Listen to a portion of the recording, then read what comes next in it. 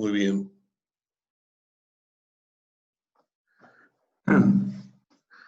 Bueno, dígame si no se escucha, me tiró un mensaje ahí, algo sobre el audio, pero no sé. Ya me lo había tirado otra vez y andaba igual.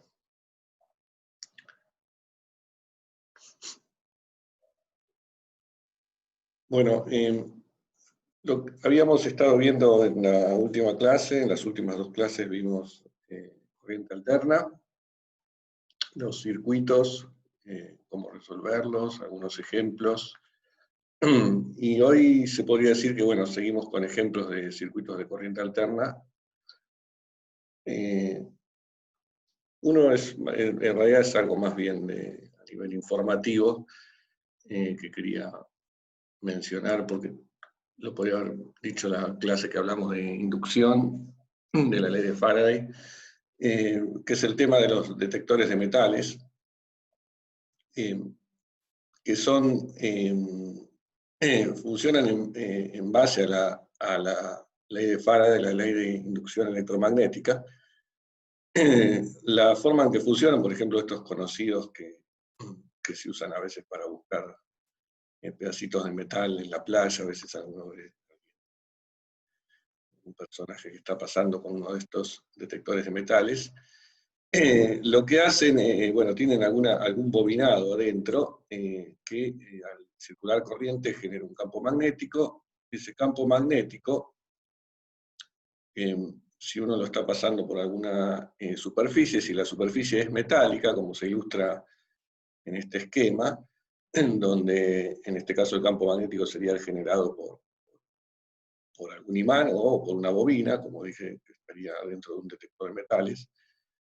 Al pasar por arriba de una superficie metálica, lo que ocurre es que la variación de flujo de campo magnético atravesando esa superficie metálica, genera corrientes. Esas corrientes tienen un nombre, se llaman corrientes de Foucault o también eddy currents. Bueno, y esas corrientes, por supuesto, una vez que generan un campo magnético también, eso hace variar el flujo sobre el bobinado inicial, y eso es posible de ser detectado. O sea, el cambio en el campo magnético o en la corriente que se induce debido a este efecto en el detector, eso es, valga la redundancia, detectado, y uno entonces, eso le da una señal de que hay algún metal ahí. Otro tipo de detectores de metales son los que hay en los aeropuertos, o muchos lugares donde hay seguridad, que funcionan con dos bobinados que están a los costados de esta especie de puerta, y cuando alguien pasa por aquí, si tiene algún metal, estos dos bobinados se inducen mutuamente, o sea, hay una inductancia mutua entre ellos, y en realidad cada uno de ellos está seteado para funcionar en resonancia, como habíamos visto la clase pasada, en el tema de la resonancia en un circuito RLC. O sea, cada uno de ellos es una especie de circuito RLC que está en resonancia, pero además, como hay una inductancia mutua, uno podría hacer una cuenta un poco más complicada, algo vamos a ver hoy cómo hacer una cuenta cuando hay una inductancia mutua, en donde también hay resonancia del sistema conjunto de los dos bobinados, ¿no? Y cuando pasa alguien con algún metal, por el efecto de estas corrientes de Foucault, esa resonancia se altera, y entonces esa disminución en la corriente máxima que esto tendría, genera el sonido de alarma de que hay allí algún metal. Bien. Bueno, pero ¿por qué lo mencioné este tema? Porque, bueno, respecto justo al asunto este del último detector, que tiene que ver con la inductancia mutua, de eso se trata un transformador, que es un ejemplo lindo y útil de aplicación de circuitos de corriente alterna, pero con la adición de que uno considera la inductancia mutua entre dos bobinados, ¿sí? Normalmente en los circuitos de corriente alterna, las inductancias actúan dentro del mismo circuito como una autoinductancia, y eso está tenido en cuenta en las ecuaciones de resolución del circuito, pero generalmente se desprecian los efectos entre si hay dos inductancias en un circuito, la posible inductancia mutua entre ellas se desprecia. Bien, bueno, en el caso del transformador eso no lo vamos a despreciar y lo vamos a tener en cuenta y vamos a ver que sirve para algo. O sea, el objetivo y la principal utilidad del transformador es, como posiblemente se conozcan porque están presentes en nuestra vida diaria, es transformar voltajes, es decir, si uno tiene un voltaje de entrada de un cierto valor, obtener un voltaje a la salida que sea menor o mayor que el voltaje de entrada. Eso se hace, digamos, a través de estas inductancias mutuas, de esta inductancia mutua entre dos bobinados, y bueno, uno le podría resultar extraño que si viene con menor voltaje, después a la salida obtener más voltaje. Lo que no hay que olvidarse es que en realidad lo que no tendría sentido es ganancia de energía, pero la energía es voltaje por corriente. Entonces, si uno aumenta el voltaje, eso va a ser en desmedro de la corriente, o sea, la corriente va a disminuir, de forma tal que la energía siempre sea menor, o a lo sumo igual en el caso de un transformador ideal. Vamos a ver. Pero bueno, antes de llegar a ese resultado final, analicemos cómo serían las cuentas en un tipo de circuito como este que está aquí ilustrado en esta figura. Entonces, el circuito consta de un cierto generador de voltaje, epsilon de t, que vamos a suponer sinusoidal.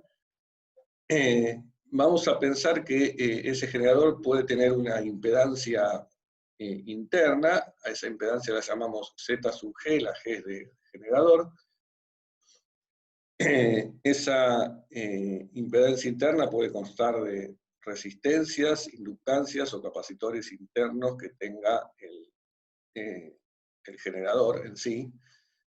Y a eso puede llegar a tener también una resistencia externa que llamamos R1 y un inductor L1. O sea, esto es parte del circuito, de lo que se llama el circuito primario. Existe otro circuito que está en principio separado físicamente del circuito primario, que se llama secundario, en donde allí ya no hay ningún generador, está solamente un bobinado, una resistencia y una impedancia de carga. ¿Qué es esta impedancia de carga? Bueno, esto es lo que yo le voy a colocar en el extremo de salida del transformador para obtener desde allí el voltaje ya transformado. Bien, yo dije que esto estaría en principio físicamente separado, pero en realidad lo que ocurre es que estos dos bobinados están enrollados en forma común y normalmente se enrollan alrededor de algún núcleo de hierro, que es un ferromagnético, que habíamos visto ese tipo de materiales, que tienen permeabilidad muy grande y que permiten retener y aumentar fuertemente el campo magnético en todo su interior. Entonces estos dos bobinados se enrollan en forma común y también habíamos visto una cuenta que la vamos a usar hoy respecto de qué pasaba si yo tenía un cilindro de un bobinado y otro adentro de él, y habíamos visto que esos dos bobinados se podían ejercer una inductancia mutua. Incluso definimos una cosa que se llama el coeficiente de acoplamiento, que medía el grado de acoplamiento que existía entre esos dos bobinados. Eso es lo que ocurre, así se hace un transformador. Entonces, el transformador sería esencialmente toda esta parte que está aquí recuadrada, pero también puede incluir unas resistencias que hayan en ese transformador. Y esto o sea, idealmente estas dos resistencias, vamos a ver después que se desprecian, pero el transformador vamos a pensar que podría tener una resistencia y una inductancia, y del otro lado, en el secundario, una inductancia y una resistencia, a lo cual uno del lado izquierdo le enchufa un voltaje de entrada. El voltaje de entrada, entonces, lo vamos a considerar entre este punto que estoy marcando acá y este punto. O sea, el voltaje de entrada va a ser el que dé un generador teniendo en cuenta la resistencia o la impedancia interna que pueda tener ese generador, y el voltaje de salida lo vamos a medir entre este punto y este punto, y va a ser el voltaje que actúa sobre esta impedancia de carga. ¿Sí? Todo eso lo vamos a ir aclarando, digamos, a qué llamamos voltaje de entrada, a qué llamamos voltaje de salida, ahora a medida que vamos haciendo la cuenta, pero ya lo estoy anticipando desde ahora. Por ahora, básicamente, entonces, lo que tenemos es este tipo de circuito, con una parte que llamamos primario y otra parte que llamamos secundario, con estos elementos y este generador de voltaje de corriente alterna. Bien, entonces, para plantear las ecuaciones de este circuito, vamos a arrancar con lo que en realidad uno podría haber arrancado cuando tiene un circuito normal de estos de corriente alterna y en inductancia, analizando el flujo que hay en estas bobinas, y viendo que la variación de ese flujo, la posibilidad de que induzcan FEMS en cada una de las bobinas. Entonces, el flujo vamos a llamar Φ sub 1 al flujo en la bobina 1, y lo vamos a subdividir en el flujo en la bobina 1 debido al propio campo magnético de la bobina 1, más el flujo en la bobina 1 debido al campo magnético de la bobina 2. Mientras que el flujo en la bobina 2 también lo partimos en el flujo en la bobina 2 debido al campo magnético de la primera, la bobina 1, más el flujo en la bobina 2 debido al campo magnético de ella misma. Y esto mismo habíamos hecho cuando hicimos la cuenta esta del cálculo de la inductancia mutua entre dos bobinados. Partimos de estas expresiones y después fuimos analizando los flujos cada uno individualmente. Bien, el flujo en la bobina 1 debido al campo magnético de la bobina 1, sabemos que lo podemos escribir como la autoinductancia por la corriente de la bobina 1. Mientras que el flujo en la bobina 1 debido al campo magnético de la bobina 2, lo podemos escribir como la inductancia mutua por la corriente en la bobina 2. ¿Sí? Esto sale de la ley, que cuando vimos las expresiones sobre flujos y corrientes, la relación entre flujos y corrientes entre un conjunto de espiras o de bobinas. Esas leyes donde definimos quiénes eran estos coeficientes de inducción, que habíamos dicho que eran factores geométricos, o sea que tienen que ver con la forma de las bobinas y la ubicación que tengan en el espacio. Bien, acá como son dos bobinados, en vez de llamarlo M sub 1, 2, lo llamo M directamente, ¿no? Porque es un solo factor que habíamos visto además que era simétrico, y por lo tanto también el flujo en la bobina 2 debido al campo magnético de la bobina 1 va a ser el mismo coeficiente de inducción por la corriente en la bobina 1. Acá le estoy poniendo un más y un menos porque estoy suponiendo que esta M es positiva, o sea que no tiene signo, sería el módulo si quieren, y el más y el menos va a depender de para dónde estén arrollados estos bobinados, ¿sí? Porque podría ocurrir que estén arrollados para el mismo lugar, con el mismo sentido, antihorario, por ejemplo, o que uno esté antihorario, que uno esté horario y el otro esté antihorario, y entonces ahí los signos se cambian. Pasa a ser lo que era más, pasa a ser menos, o viceversa. Entonces, para cubrir ambas posibilidades, ponemos este más menos, que no nos va a afectar demasiado en la cuenta final de estudiar el cambio de voltaje de entrada respecto al de salida. Perdón, de salida respecto al de entrada. O sea, va a haber siempre un más menos que un arrastre, que tiene que ver básicamente con la polaridad del voltaje de salida, que de todas formas es un voltaje que va a ser de alterna, nada, el signo no va a ser tan relevante. Finalmente, el flujo en la bobina 2, debido al propio campo magnético de la bobina 2, es su autoinductancia por la corriente de esa bobina. Entonces, reemplazo esto en estas expresiones de aquí arriba, y tengo entonces que el flujo total en la bobina 1 lo escribo como L1 por I1 más menos M por I2. De la misma manera, el flujo total en la bobina 2 lo escribo como más menos M por I1 más L2 por I2. ¿Cuánto va a valer entonces la FEM que se induce en la bobina 1 si este flujo varía en el tiempo? Y sabemos que este flujo podría variar en el tiempo porque varían las corrientes, ya sea I1 o I2, o ambas. Bueno, entonces la variación en el tiempo del flujo en la bobina 1 va a estar dado justamente por la suma de la variación de la corriente 1 por la inductancia 1, más la variación en la corriente 2 por la inductancia mutua M. Como acá hay un signo menos, esto lleva un signo menos aquí adelante, y el más menos se transforma en un menos más.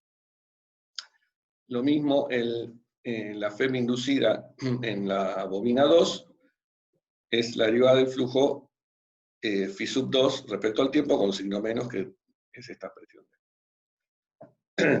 Bueno, estas FEMs inducidas son las que actúan en cada uno de estos circuitos en los que yo tengo separado este problema, ¿no? El circuito primario y el circuito secundario. Digamos que al conectársele un generador, esto empieza a hacer variar una corriente acá, esa corriente, al variar sobre el bobinado 1, va a activar una FEM inducida en la bobina 1, pero además, al variar el campo magnético en esta bobina 1, induce, porque esta bobina 2 está acoplada con ella, induce una corriente en el circuito secundario, que también varía en el tiempo, y por lo tanto entonces también va a aparecer una FEM inducida en la bobina 2. O sea, el generador en el circuito secundario es un generador inducido por el efecto de la variación de corriente en el primario.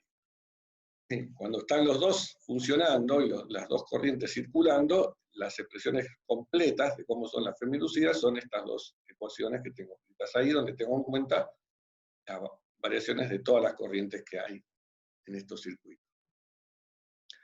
Bueno, estas FEM inducidas, en el caso del primario, esta es una FEM que se opone a la FEM que estoy tratando de imponerle con este generador, y lo que puedo hacer es aplicar esas leyes, las leyes que vimos antes para los circuitos de corriente alterna, en donde tenemos en cuenta tanto las FEM generadas como las FEMs inducidas, y las FEM inducidas la pensamos como una diferencia de voltaje entre los dos extremos en donde está el inductor, en este caso la bobina. Entonces, si acá uno hace lo mismo, lo que va a pasar es que van a resultar en leyes de Ohm para las amplitudes complejas,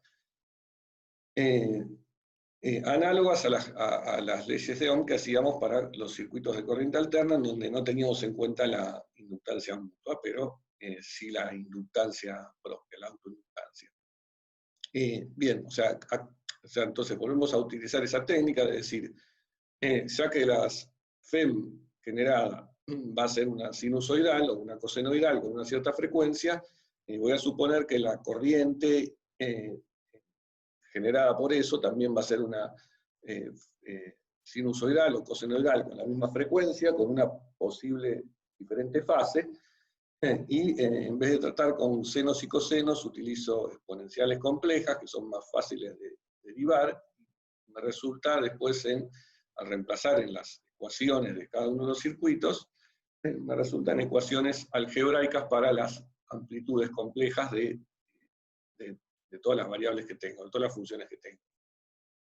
Entonces, si hago eso acá, siguiendo la misma idea que habíamos visto en las clases anteriores para los circuitos de corriente alterna, lo que tengo, lo hago así directamente, porque entiendo que eso ya fue aprendido, y escribo las ecuaciones que me quedarían para las amplitudes complejas de cada una de las cosas. Entonces, por ejemplo, en el circuito primario, lo que tengo es la amplitud compleja del generador, la llamo epsilon, dependiendo del tiempo, o sea, este es el valor complejo de la tensión, que podría escribir como un epsilon 0 por una exponencial de su fase, que podría suponer 0, la fase del generador. Después, ese generador, si tiene una impedancia interna, que la llamé Z sub G, va a haber una primer tensión o caída de tensión en ese tramo, que es la impedancia por la corriente. Esta es la corriente ya compleja, la amplitud compleja de la corriente. Si el transformador en sí tiene también una resistencia, también va a haber una ley de Ohm en esa parte, la resistencia por la corriente, y después el efecto de la inductancia. Normalmente lo que hacíamos era poner la impedancia y la inductancia por la corriente allí. ¿Sí? Esto daba cuenta, este J omega L1 por I1, daba cuenta de esta derivada temporal. ¿Sí? Esto que aparecía acá, como menos L1 de I1 a dt, que estaba del lado izquierdo de las ecuaciones, porque era una FEM inducida que aparecía del lado izquierdo, cuando lo pasaba del lado derecho, pasaba a ser un más L1 de I1 a dt, y después cuando reemplazaba aquí por las exponenciales complejas, la derivada de I1 a dt me bajaba un J omega. L1 por el valor de la corriente compleja. Entonces, utilizando esa misma idea, el término este que yo tendría acá por efecto de la inductancia mutua, también lo incorporo en las ecuaciones de las amplitudes complejas de la misma forma. Es decir, que en este que tenía un menos pasó a ser un más J omega L1, en este que si tiene un menos más M por DI2 a dt, va a pasar a ser un más menos J omega M por I2. ¿Sí? O sea, la derivada de esta temporal me baja un J omega, de la misma manera que esta de acá, pero ahora está multiplicada por M. Bien, entonces la ecuación para el primario en términos de las amplitudes complejas es esta que está escrita aquí, la primera de las dos ecuaciones.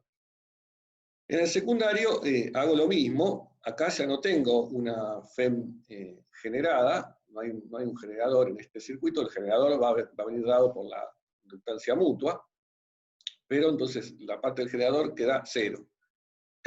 Y después sumo las caídas en cada uno de los tramos, en la resistencia sería R2 por I sub 2, en la impedancia esta de carga que yo voy a colocar para, si después cierro el circuito, va a ser la Z de carga por I sub 2, y las dos inductancias que aparecen aquí en la FEM inducida en el bobinado 2, bueno, las incorporo de la misma forma. El menos L2 por DI2 dt va a pasar a ser un J omega L2 por I2, y el menos más M por DI1 dt va a pasar a ser un más menos J omega M por I1.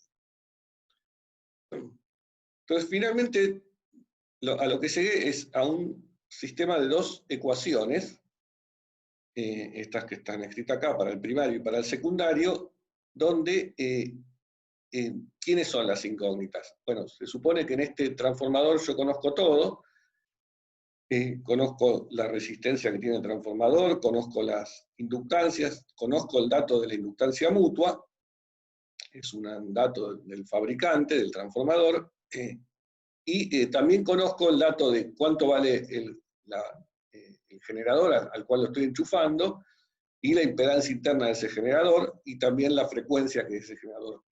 Entonces, todos los datos estos, los coeficientes los conozco, lo que no sé son las corrientes, ¿no? Como en todos los circuitos, las incógnitas son las corrientes. En este caso son la corriente I1 y la corriente I sub 2. Entonces son dos incógnitas para dos ecuaciones, uno lo que hace es resolver ese sistema y listo, ¿no? Listo para el cálculo de las corrientes.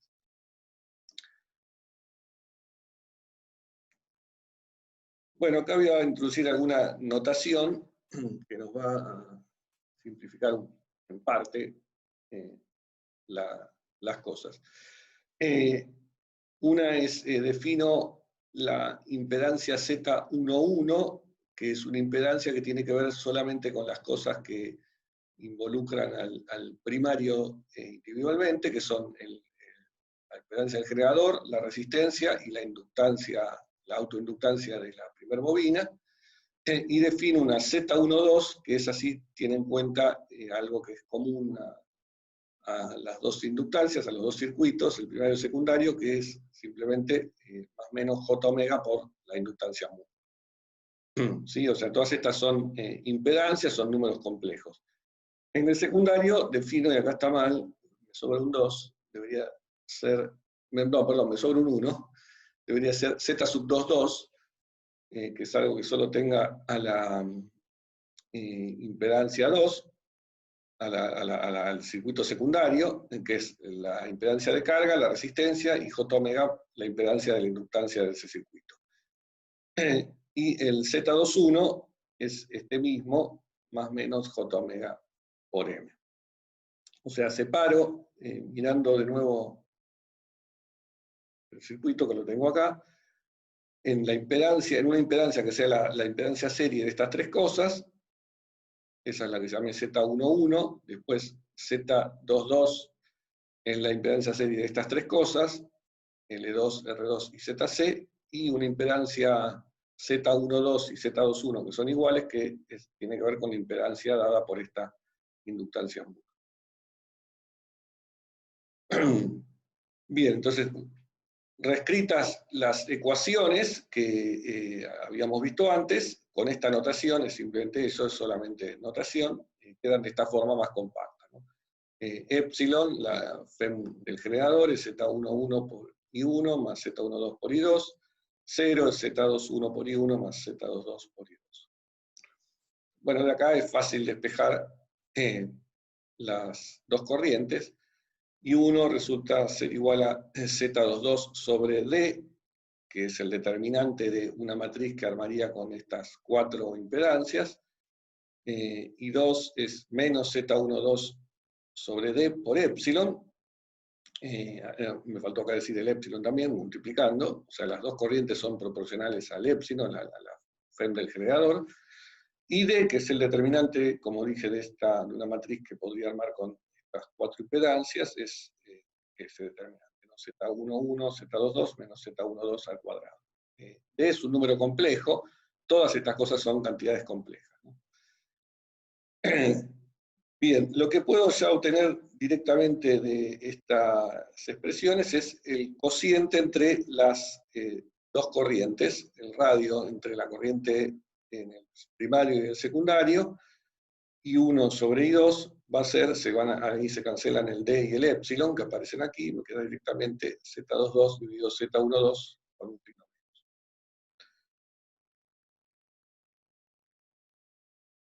Bien, hasta aquí alguna pregunta del planteo, que lo que sigue son cuentas nada más, ¿no? La parte quizás de concepto ya está dicha. Esto acá después lo arreglo, ¿no? Bien.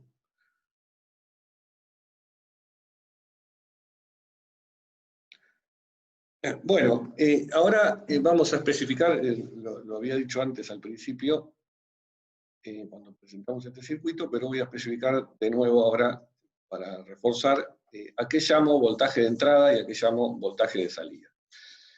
Entonces, el voltaje de entrada lo voy a definir como lo que yo tengo en el lado izquierdo, en donde enchufo el transformador a ese lugar. Por ejemplo, si yo tengo los 220 en mi casa, que es un enchufe donde tengo ese voltaje de salida, ahí le voy a conectar el transformador.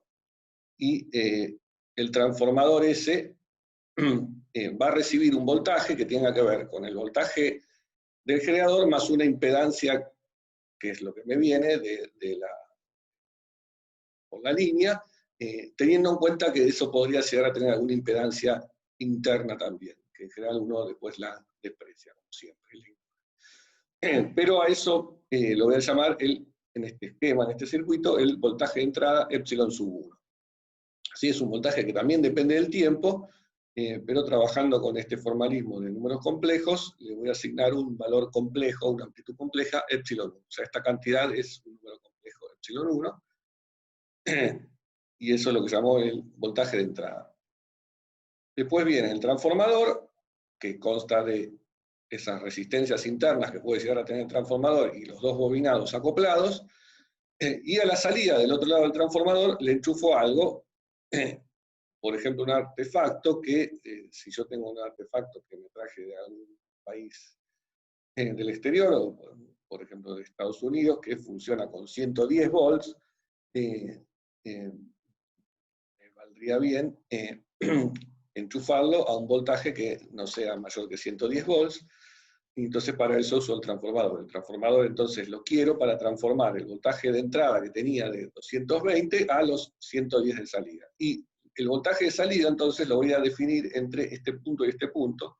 Es el voltaje al cual yo le voy a aplicar la carga, o sea, el artefacto que yo quiero alimentar.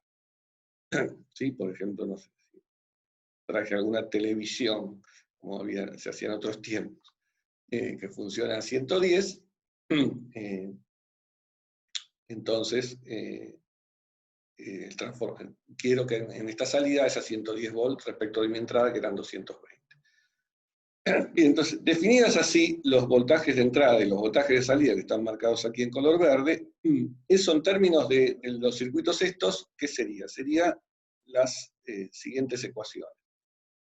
El voltaje de entrada de epsilon 1, si el generador tiene alguna impedancia interna, va a ser el voltaje del generador epsilon menos esa impedancia interna por la corriente que circula una vez que estoy conectando todos los circuitos, ¿no? Bien, eso, la I sub 1 ya lo habíamos calculado, eso está en la página anterior, habíamos dicho que la I sub 1 era Z22 dividido este determinante por epsilon, o sea que si reemplazamos esa I sub 1 por esa expresión, nos queda que el voltaje este de entrada es epsilon menos Z del generador, o sea, la impedancia del generador por la impedancia Z sub 22 dividido este determinante por epsilon.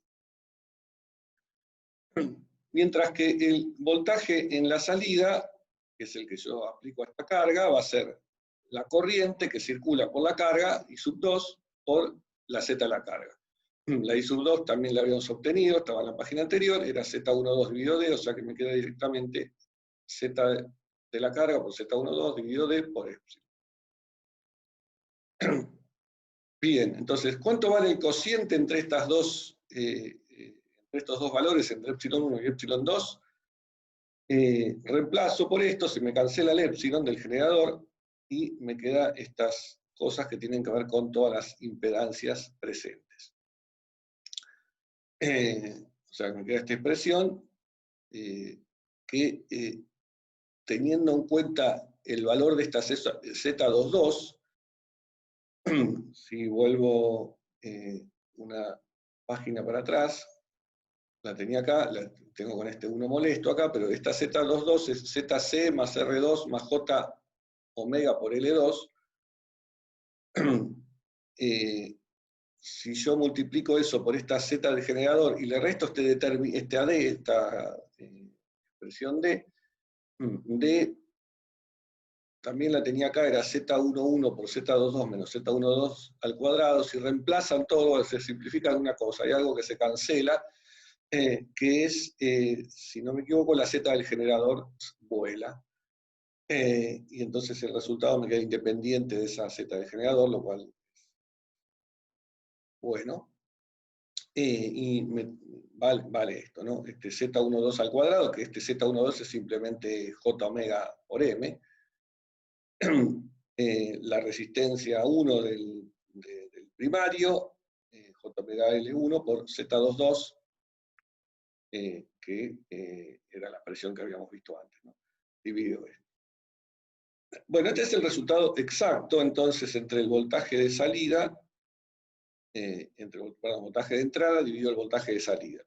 Y tiene este valor, es decir, que si uno conoce cuánto valen las inductancias de cada uno de los bobinados y conoce cuánto valen las resistencias internas de ese transformador y la inductancia mutua, fundamentalmente, de eso puede sacar el cociente de estos voltajes, que va a depender de la carga que yo pongo, en general, ¿no? En la expresión esta aparece la Z a la carga, y no se cancela, o sea que en principio esto dependería de la impedancia de carga que yo le coloco.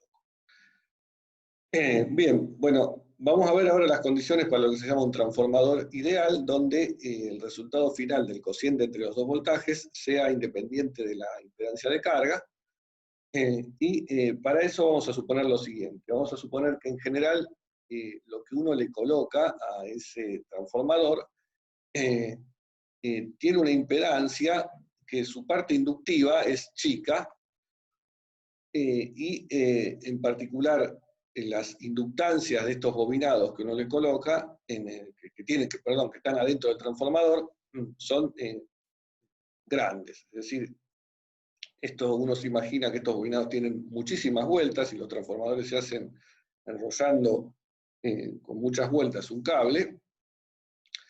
Y entonces suponemos, y también teniendo en cuenta la frecuencia con la que viene normalmente el voltaje del generador, que este omega por L1 y omega por L2 son mucho más grandes que la impedancia de carga.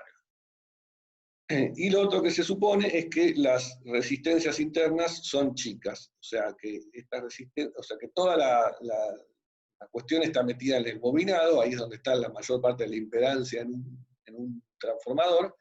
Las resistencias que puedan tener los cables son pequeñas y suponemos que son mucho más chicas, y también vamos a suponer que la Z del generador, aunque aquí no aparece en esta cuenta, es mucho más chica que las resistencias que haya en la carga.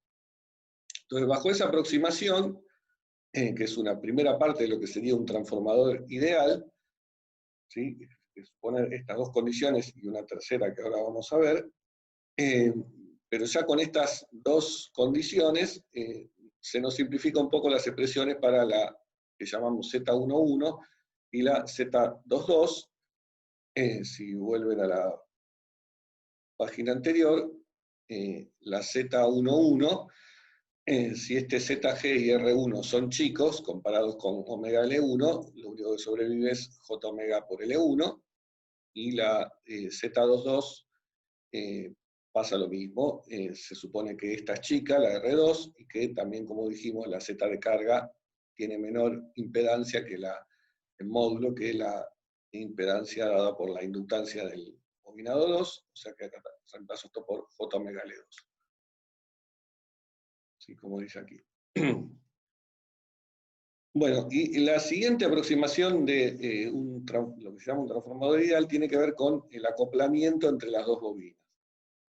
Bueno, habíamos visto que si teníamos, esta es una cuenta que hicimos hace 3 clases, creo, lo hicimos acá en la teórica, que si tenían dos bobinados con N1 y N2 vueltas, o sea, número de vueltas de arrollamientos, pero que tuviesen la misma relación entre área de cada uno de los bobinados y la altura de ellas, o sea, en realidad la cuenta la hicimos un poco más general, la hicimos para dos bobinados que uno estaba dentro del otro, pero después dijimos qué pasaba si los dos estaban, si el radio de uno tendría el radio del otro. Eso sería que tengan el mismo área, y la altura ya estaba dada que era la misma. Bueno, en ese caso, lo único que afectaba en cuanto a los valores de las inductancias era el número de vueltas en cada uno de los bobinados, que dejamos que pudiesen ser distintos. Entonces habíamos visto que la cuenta para la inductancia, la autoinductancia de cada una de las bobinas estaba dada por el cuadrado del número de vueltas en cada uno de ellos. O sea, acá esto significa que L1 va como mu S sobre H por N1 al cuadrado, y L2 es mu S sobre H por N2 al cuadrado, ¿no? El S y el H son los mismos para los dos bobinados. El mu es el mu del núcleo de hierro que coloqué aquí, y el N1 y el N2 son, como dije, el número de vueltas que vamos a permitir que puedan ser diferentes. Y la inductancia mutua, que también habíamos hecho esa cuenta para el caso de los dos bobinados, uno adentro del otro, tomaba este valor, es mu por el área sobre H, que es la misma para los dos, por N1 por N2. Entonces ahí habríamos definido una constante que se llama K, que es la constante de acoplamiento, que es una constante que compara la inductancia mutua M con la raíz cuadrada de L1 por L2. En el caso de el ejemplo que habíamos visto antes, en las expresiones estas, el S no era el mismo en ambos, porque uno tenía radio A y el otro tenía radio B, y entonces la constante de acoplamiento nos dependía del cociente entre los radios A sobre B. Pero lo que uno puede ver, si quieren repasar esa clase, que si A era igual a B, ese cociente da por supuesto 1, y entonces la constante quedaba esto, y es fácil darse cuenta que en ese caso la constante vale exactamente 1, porque acá queda N1 por N2 en el numerador, y la raíz de L1 L2 queda la raíz de N1 al cuadrado, N2 al cuadrado, o sea, N1 por N2 se cancelan la. Bien, entonces cuando pasa eso, lo que decimos es que hay un acoplamiento perfecto, o sea, la inductancia es, esta constante vale lo máximo que puede llegar a valer. Bien, y en ese caso resultan las siguientes expresiones. El cociente entre L1 y M da N1 sobre N2, ¿sí? Eso es fácil de ver reemplazando estas expresiones. Mientras que el cociente, que es igual al cociente entre M y L2, ¿sí? Si hacen el cociente entre M y L2, también da N1 sobre N2. Y después, si hacen el cociente entre L1 y L2, acá no se ve que debería decir L2, ahí se llega a ver por un ratito, ese cociente es el cociente de los cuadrados de N1 al cuadrado dividido en N2 al cuadrado.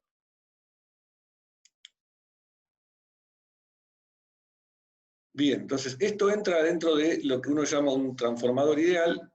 Entra no solamente estas condiciones sobre las impedancias que ya que dijimos recién, sino también que la constante de acoplamiento valga 1. Entonces, volvemos ahora a las expresiones para el cociente entre los voltajes de entrada y voltaje de salida, y vamos a ver qué pasa. Bueno, vamos a usar esto, que ya dijimos antes, en las expresiones que aparecen acá, en la Z22 que aparece ahí. También vamos a expresar esta R1 frente a J omega L1 que aparece acá adentro. Y resulta lo siguiente, bueno, por un lado, si vuelvo a la expresión del cociente entre las dos corrientes, y 1 dividido 2, la corriente en el primario dividido la corriente en el secundario, eso, el resultado exacto que habíamos obtenido era este Z22 dividido Z12. Esto era exacto, ¿no? Bueno, ahora dijimos que Z2 lo aproximo por J omega L2, y Z12 es exacto J omega por M, de forma tal que se me cancelan el J omega en ambos lados, en el denominador, y me queda L2 sobre M. Que L2 sobre M, uso la expresión que acabo de obtener recién, es N2 sobre N1.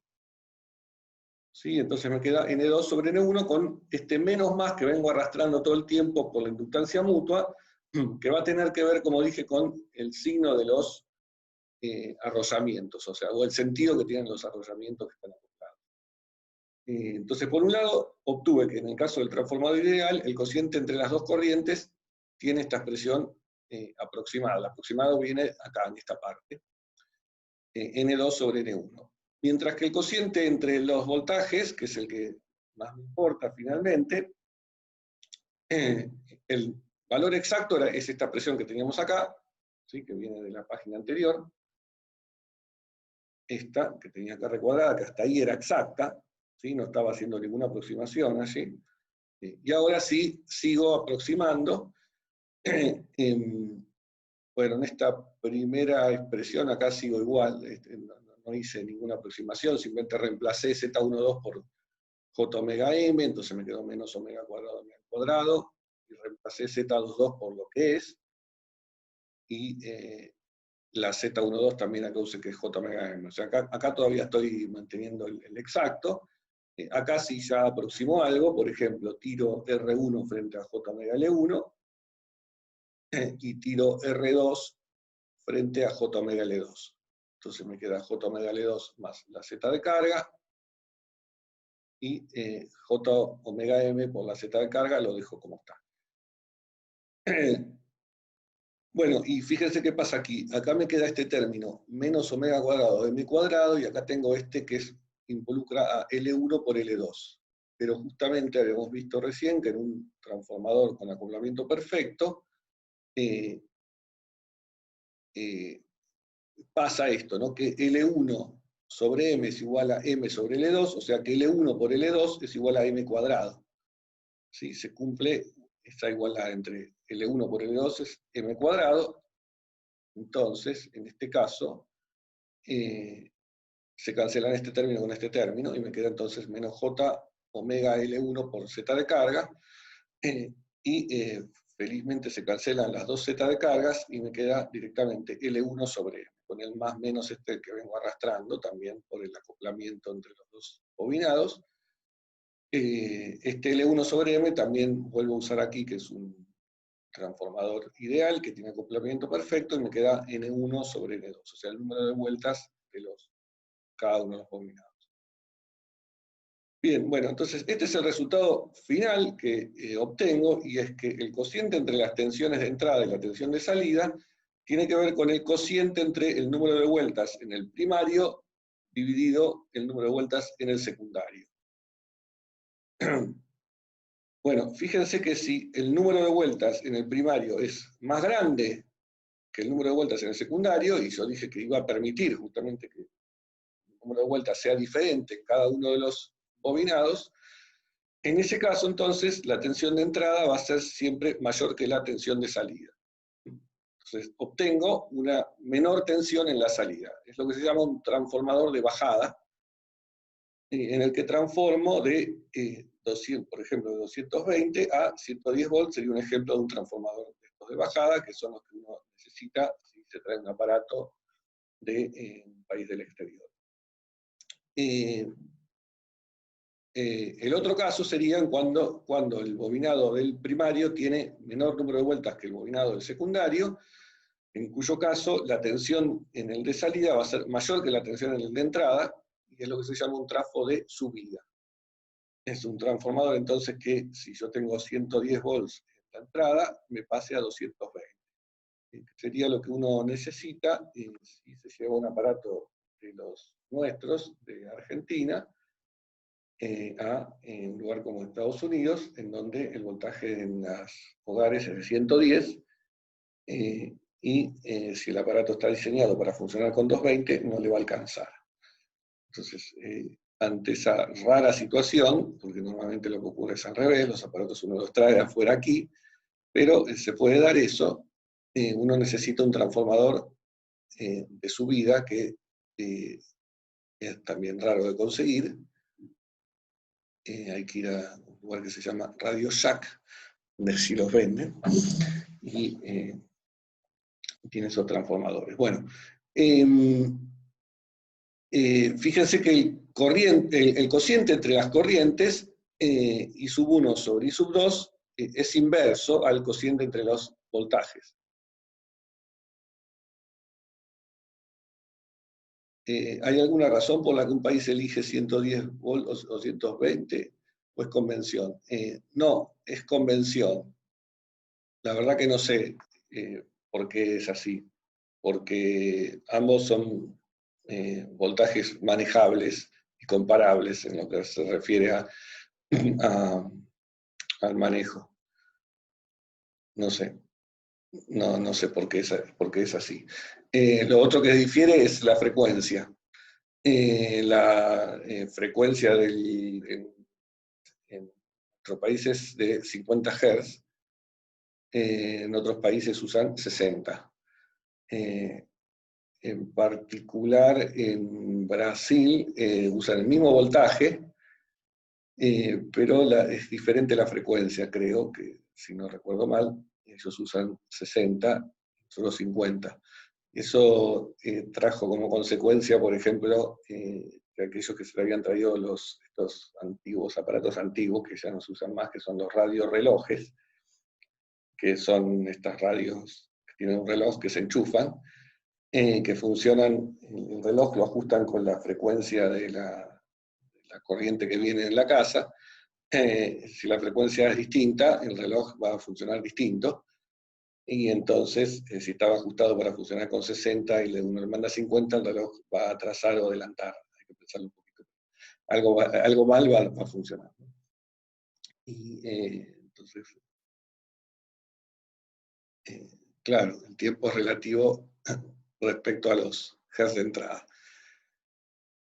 Bueno, donde también hay transformadores mucho más grandes y con unas bobinas bien grandes, con muchos arrollamientos, es cuando el voltaje que viene de la tensión en los cables y cerca de los barrios, digamos, hay centrales de transformación, que son esas que en una época se inundaban y por eso se cortaba la luz.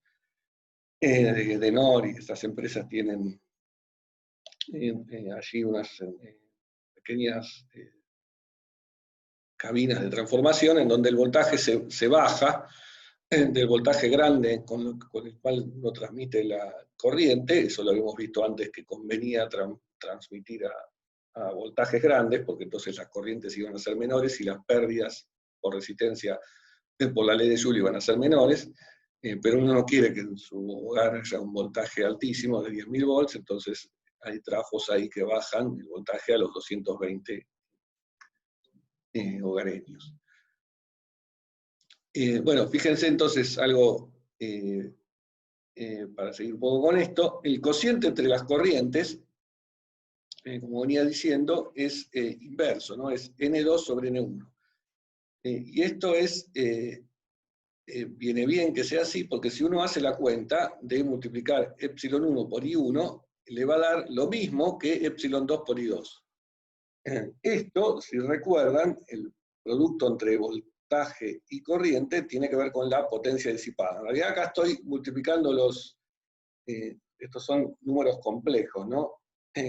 Recordemos que toda la cuenta la hice con los números complejos, pero si yo quiero recuperar el voltaje variable en el tiempo y las corrientes variables en el tiempo, lo que tengo que hacer acá es multiplicar por E a la J omega T, arriba y abajo, y después tomar parte real, o sea que este cociente entre E1 y E2 también me quedaría el cociente entre E1, su amplitud, epsilon 1 sub 0, lo podría llamar coseno de omega T, y abajo epsilon 2 sub 0, coseno de omega T, y lo mismo con las corrientes. Entonces, esta relación que se cumple para los números complejos también se cumple para los valores instantáneos. O sea que la energía, y viendo esto uno se da cuenta entonces que la energía en la parte de entrada es igual que la energía en la parte de salida, en la salida de la carga.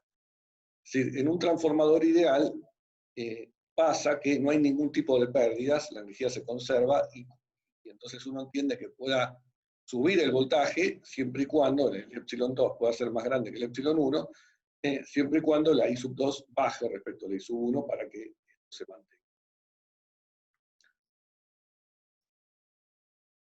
Bien. Bueno, con esto entonces terminaríamos con este tema. Como dije hoy, iba a quedar una clase más corta antes de que vengan los chicos de la práctica. Y no sé si hay alguna duda sobre esta cuenta.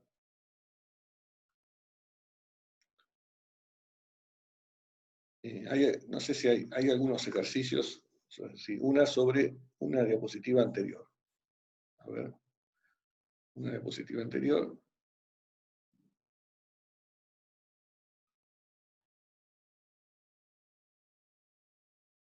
ZG se reemplaza por Z12 al cuadrado. No. ZG, no dije nada acá sobre ZG. No me aparece en el cociente entre los dos voltajes.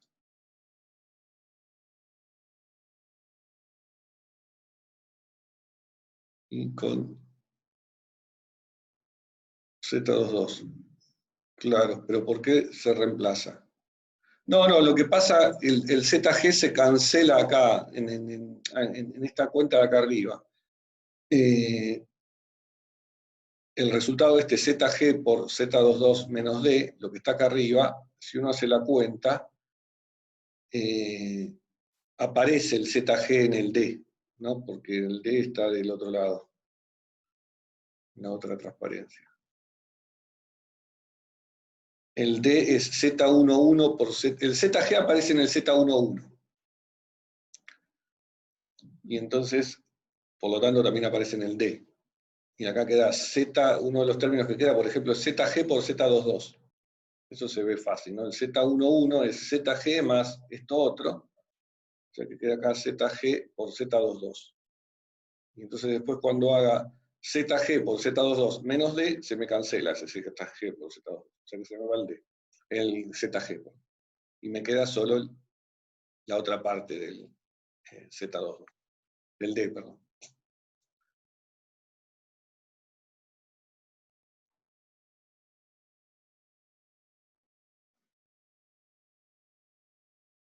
Sí.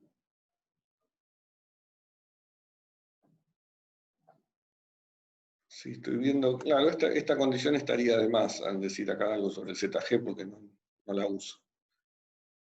No la uso ni en el cociente entre voltajes ni en el cociente entre corrientes, porque el cociente entre corrientes, estaba viendo eso aquí,